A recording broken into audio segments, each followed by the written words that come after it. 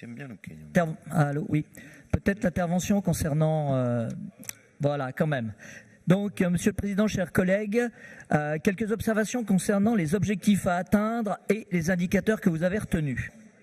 D'abord, les consignes de prévenir son responsable hiérarchique sur les difficultés relatives au fonctionnement du service ou le fait, je cite, d'accomplir avec efficience les tâches confiées ne nous semble pas constituer un indicateur et des indicateurs de performance. Ou alors, le fait que cet indicateur soit retenu montrerait l'existence de réels problèmes d'organisation et de conduite dans les établissements.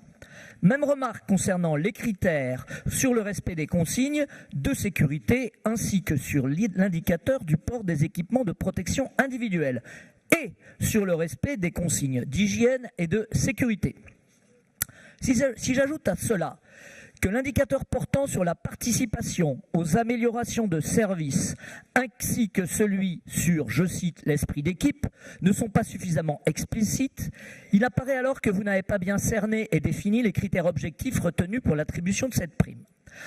Et donc que le risque qui consiste à ne faire reposer vos critères que sur des généralités aboutira finalement à terme soit à des contentieux importants et qu'au final, la prime sera versée à tous.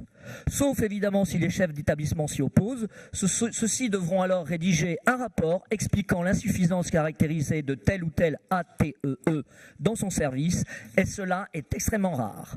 Alors, nous voterons pour ce rapport si je dis bien si, vous prenez en compte notre amendement numéro 53 qui va suivre et qui rectifie l'indicateur concernant en particulier la prime au personnel de cuisine.